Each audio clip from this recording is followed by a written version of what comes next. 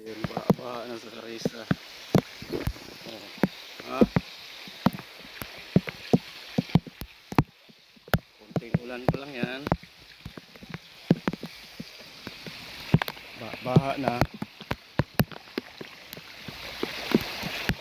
Hmm. Hmm?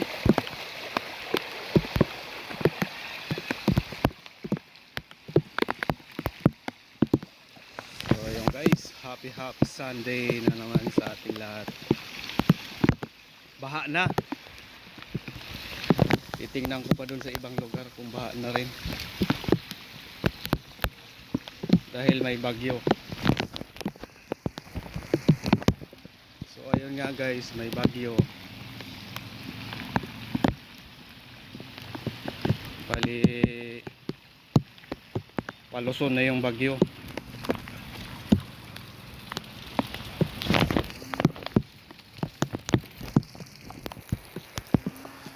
Punta ng Luzon. Kasi nakalabas na ng Bicol area.